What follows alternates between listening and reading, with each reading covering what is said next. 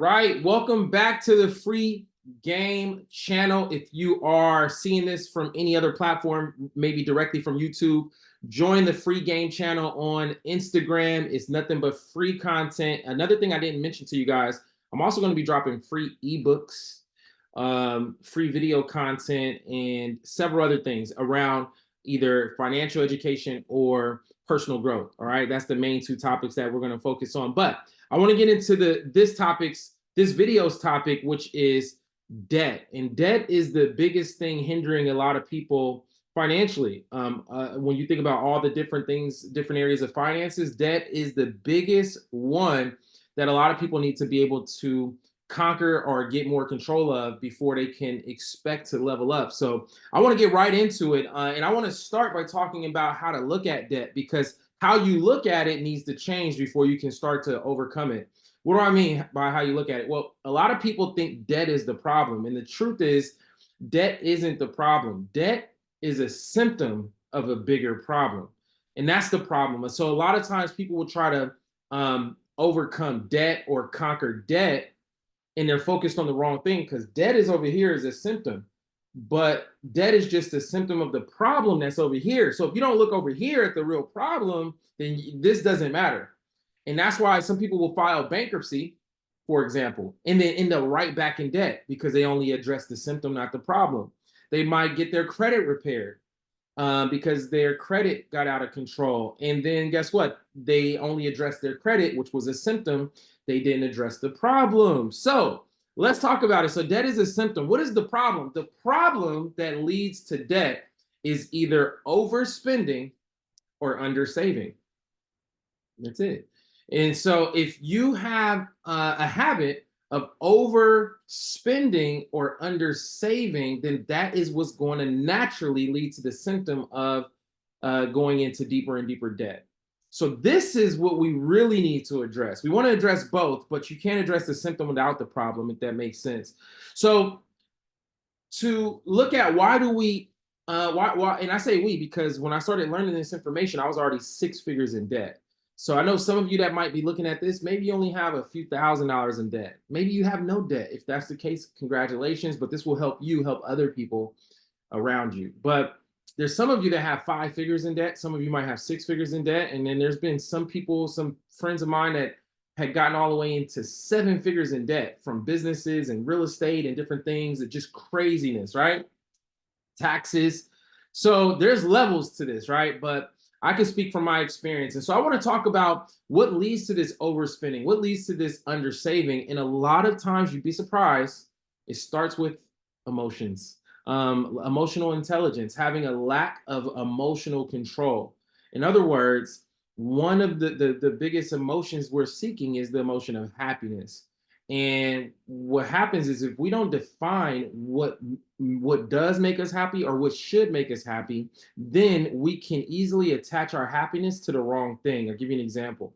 When you spend money you don't have to buy things you don't need, to impress people you don't like or don't like you, what ends up happening is we're doing that because we're seeking a feeling that we get when we buy those clothes, or we buy that car that might be out of our budget, a little more expensive than we should have. When we buy that, when we're trying to upgrade our lifestyle, when we're going to certain restaurants that are a little more expensive than we really need, when we're whatever you're spending your money on, okay, take traveling, to certain trips while you already have debt. Like you're choosing to spend that money on traveling versus putting it towards, alleviating this.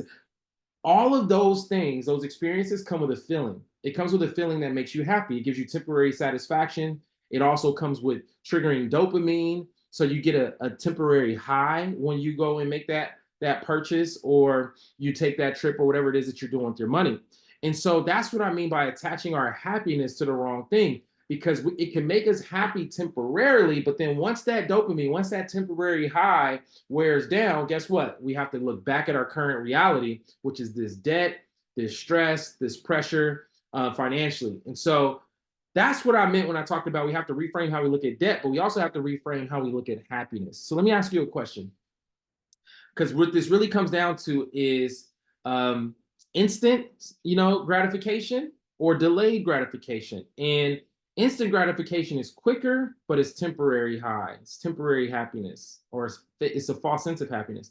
Delayed gratification can create real happiness. It could create much more than the temporary thing. So, happiness. Let's look at both sides. When you spend money that you might not have, and you might feel like you have it because you have it, but if you still have debt that you haven't taken care, haven't addressed, then do you really have it? Does that, should we really take that extra vacation? Should we really do some of those additional things while we need to address these things? And so option A is to do the temporary things that make us feel good just for a moment, but is putting us in more stress, financial pressure.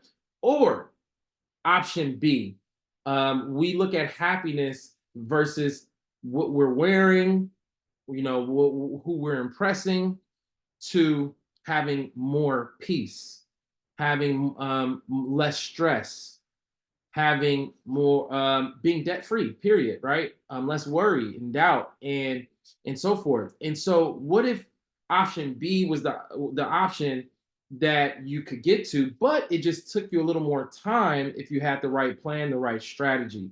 That's what I want to give you some tips on for the rest of this video. So I want to spend the first half of the video just talking about what causes debt, and that we cannot just attack the debt. We have to attack the problem that causes debt. And the problem comes from usually lack of emotional control. And the biggest emotion we're seeking when we are making these purchases or living beyond our means or overspending, undersaving, and so forth is happiness, right? And a lot of times it's we're seeking validation, believe it or not. Or it's ego, it's all these things, but it really goes down to that one word, which is happiness, that we think we're getting when we make those decisions. So let's talk about a few tips. I'm going to actually share a couple of things that I have right here to help you. 10 tips pretty much to help you start to get on track with this. So number one is you got to create a budget. How do you know if you're overspending or undersaving if you don't have a budget to track it? So you have to create a budget, and that budget should include everything that you spend your money on. Don't even leave the smallest thing off, because guess what? It's usually the smallest things that you make your purchases on, like, oh, my Starbucks runs, or my whatever it is. Those smaller things that, whether it's, purchasing alcohol, whatever it is that you do, those small $10, $20, $30, $40, $50 purchase, fast food runs, Krispy Kreme, all of those little small purchases a couple hundred times a year, right? It doesn't seem like it's that much, but if you do 10 of those a month, that's 100 times, 120 times a year that you're making those small, that adds up to thousands of dollars. So you have to track it. So you have to have a budget. And just from you writing down the budget, you'll probably immediately see where you could cut back at least $200 to $500 a month that you could be immediately saving just by tracking your budget. And in fact, I'm going to be releasing some PDFs. That's another thing I'll have coming out. I'll be having PDFs for budgeting and other things to help you to go along with a lot of these videos. So that's why you want to make sure you join the free game channel and you share it, because it's going to be a lot of value. But number one is create a budget. Okay, so you can track where your money's going, and so forth. Number two, avoid impulse purchases, like emotional purchases. Because what we do is we buy on emotion, and then we justify with logic when we're not careful, and that becomes a trap. So you want to avoid the impulse buying, like, it's no big deal, YOLO. You only live once, and then you end up buying something that you didn't really need, and it, again, is outside of your budget, and it's keeping you in debt longer. Number three, prioritize debt repayment, meaning you want to take all of your debt that you do have, and then prioritize it from the, what debt should you pay off first, second, third, fourth. And you should probably start, usually we encourage people to start with the highest interest debt, because that's the debt that if you keep making the smaller or minimum payments, is continuing to add interest, and it's not making a dent. So you're just throwing money at interest and not lowering your debt. So the faster you get rid of that high interest debt, then the better. And there's a concept, you can look it up online, called the debt snowball. Look it up on YouTube. And that's a really effective way to start paying down your debt and to start rolling. Anyways, just check it out. Debt snowball. Make sure you check that out. The next thing is to build an emergency fund. This is important. We call it pay yourself first. Build up at least an emergency fund of $1,000 for two reasons. Number one, because there's always financial emergencies that pop up at least a couple times a year. And number two, that emergency fund starts to attract more money, believe it or not. If you don't have any money saved, if you don't have any money in savings, then let me tell you this rule about money. Money is looking for a good place to stay. So money attracts more money. So if we have some money, if we have some money in savings, then you'll start to attract money from other resources, money you didn't expect. And you'll start to attract more money to help you with this plan to get out of debt and get a stronger control over your finances. But if you don't have any money saved up, you don't have an emergency fund of at least $1,000, then guess what? Whatever money you get will start to lose, it will find a way to leave you, right? There's a philosophy that says a fool and his money must part. Like you'll find a way to get rid of all your money until you change that habit and start to save some. Okay. So, but prioritize your debt repayment, build an emergency fund. Number 5, limit credit card use.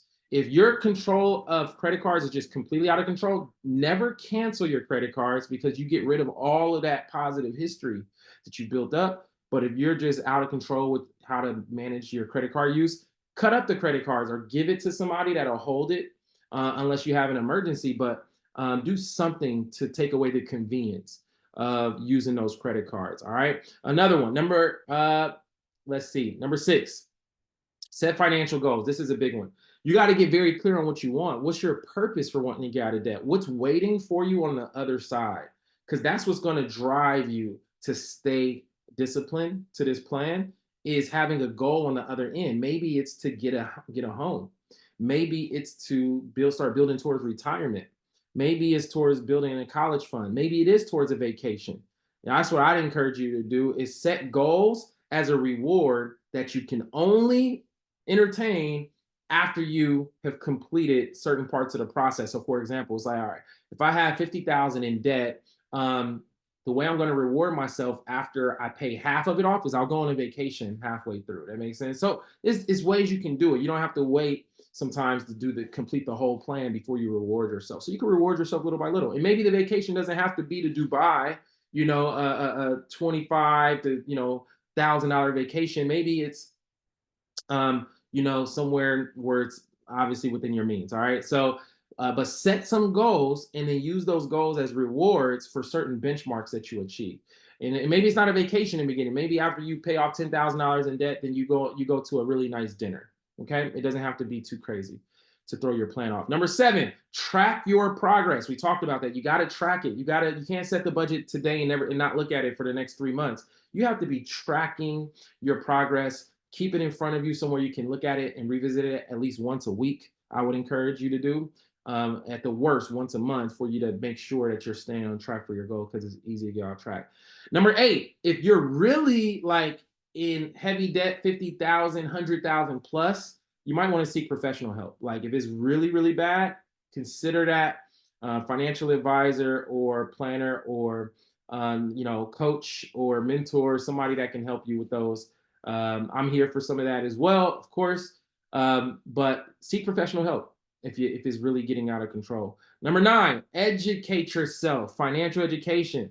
These videos, the Free Game channel, that's what all that's about. But this isn't the only place to learn. You got YouTube, you got different books. Highly encourage you to read books like Rich Dad, Poor Dad by Robert Kiyosaki. Secrets of the Millionaire Mind by T. Harv Eker. Think and Grow Rich by Napoleon Hill. I could go on for days.